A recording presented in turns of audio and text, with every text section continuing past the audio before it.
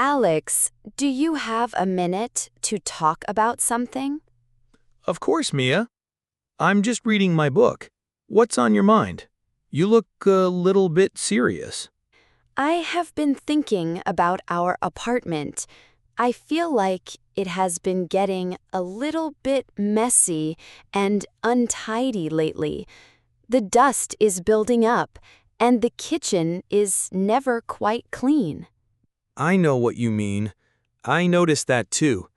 I think we have both been very busy with work, and the housework has been forgotten. Our current system is not really working. To be honest, I don't think we have a system at all. We just clean things when they get really bad.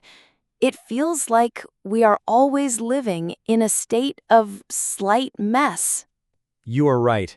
It would be so much nicer to live in a clean and organized space. It would be more relaxing.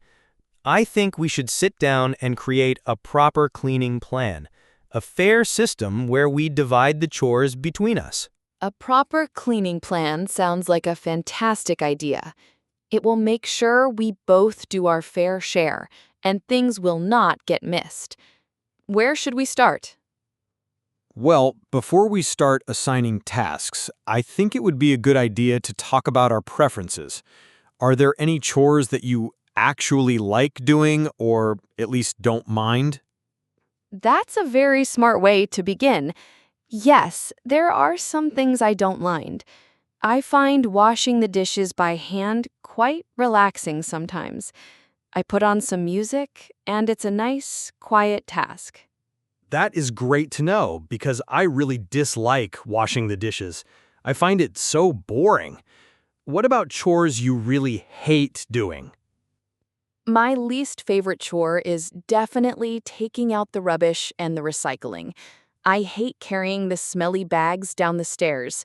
It just feels like a dirty job. That is so interesting. I don't mind taking out the rubbish at all, but I really dislike cleaning the bathroom. I think it's the worst job in the whole house. Okay, this is very useful information. It seems our preferences are quite different, which should make dividing the chores a little bit easier. I hope so. I think we should go through the apartment room by room and make a list of all the cleaning tasks that need to be done regularly. A room-by-room list is a perfect organized approach. Let's start with the room that needs the most work, the kitchen. I agree. The kitchen is always the biggest challenge. So, what are the main jobs that need to be done in here? Well, the first one is the one we have already talked about, washing the dishes, pots, and pans. Then there is wiping down all the countertops and the dining table. The stovetop also needs to be cleaned regularly. It gets greasy very quickly. And of course, the floor needs to be swept to get rid of crumbs, and then it needs to be mopped. And finally, taking out the rubbish and recycling. Okay, that is a big list for just the kitchen. Now we need to divide these tasks fairly. This is the difficult part. Let's use our preferences to help us. I already said that I don't mind washing the dishes, so I am happy to make that my main responsibility in the kitchen. Really? You would do that? That is amazing. Thank you. I will make sure to rinse my plates properly before I put them in the sink for you. Thank you. I would appreciate that. I can also be responsible for wiping down the countertops and the table. I like to have those surfaces clean all the time. That is very generous of you. In that case, I will take on the jobs that you don't like. I will be responsible for taking out all the rubbish and the recycling every week. That would be wonderful. And what about the floors? I can be the official floor manager for the kitchen. I will make sure the floor is swept every few days and mopped once a week. This is working so well. The kitchen is already divided, and it feels very fair. Now, Let's move on to the next room. Are you ready to talk about the bathroom? The bathroom.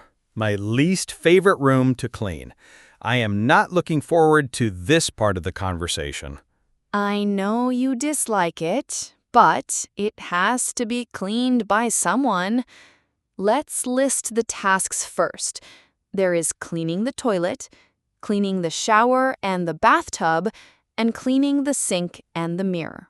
And just like the kitchen, the bathroom floor needs to be swept and mopped as well.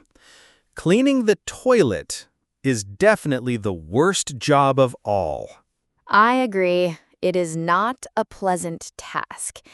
Now, since you hate cleaning the bathroom so much, and I was very kind about the kitchen dishes, maybe you should be responsible for the bathroom? I was afraid you were going to say that. To be responsible for it every single week seems a little unfair. Is there a way we can compromise on this? Of course. How about this? We alternate. I will clean the entire bathroom one week, and you will clean the entire bathroom the next week. We can switch every Sunday. Alternating weeks for the bathroom cleaning. That sounds like a very fair and brilliant compromise. I am very happy with that solution. Thank you, Mia. You're welcome, Alex. A partnership is all about compromise. Now, what about the other rooms, the living room and our bedrooms? Well, I think we can both agree that we are each responsible for our own bedrooms. My bedroom is my personal space, so it is my job to keep it clean and tidy. I agree 100%. We will manage our own bedrooms, but the living room is a shared space, just like the kitchen and bathroom, so we need to divide the chores there. What are the main tasks for the living room? It doesn't get as dirty as the kitchen. The main tasks are dusting all the surfaces, like the bookshelves and the coffee table, and vacuuming the carpet. We also need to make sure we keep it tidy and don't leave our personal things, like books and laptops, all over the place. The living room tasks, dusting and vacuuming, are not too difficult. How should we divide those? I don't have a strong preference. I am happy to do either of those jobs. How about I am in charge of vacuuming the living room and you are in charge of dusting? That works perfectly for me.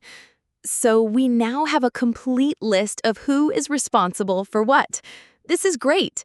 The next step is to decide when we are going to do all of these things. Yes, we need a schedule.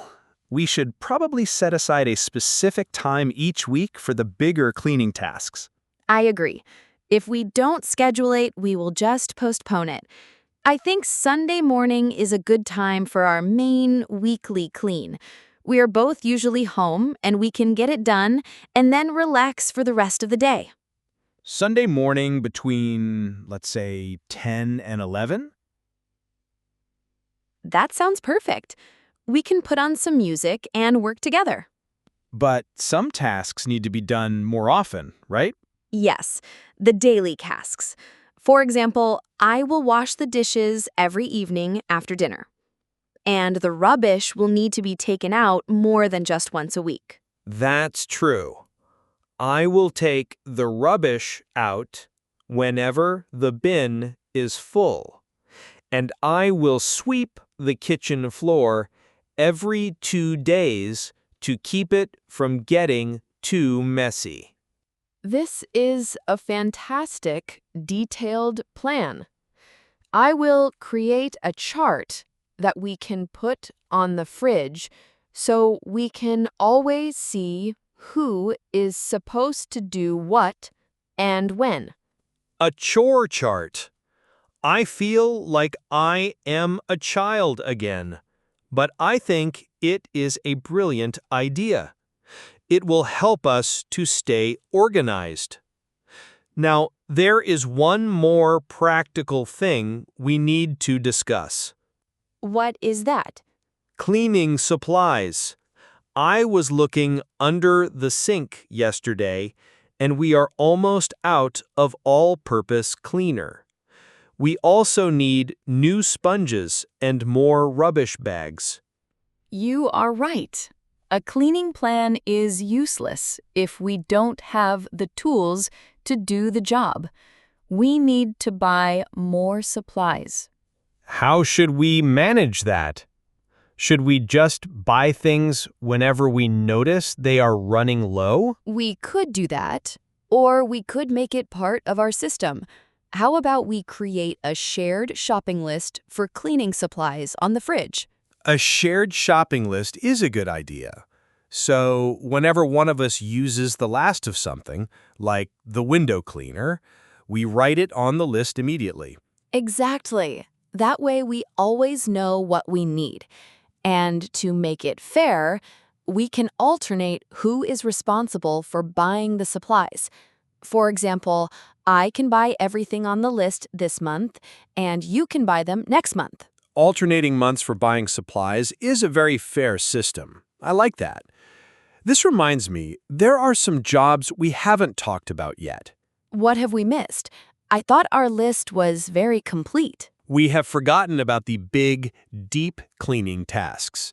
The things you don't do every week, but that need to be done sometimes, like washing the windows, or cleaning the inside of the oven and the microwave, or defrosting the freezer. You are so right. The deep cleaning jobs. Those are the tasks that everyone hates and tries to forget about. We should definitely make a plan for those too. How often do you think those things need to be done? Certainly not every week. I think doing one of those big jobs every month would be a good schedule. For example, we could agree to clean the windows in September, clean the oven in October, and so on. One big task per month. That sounds very manageable. And since those jobs are usually quite big, maybe we should do them together as a team. I love that idea.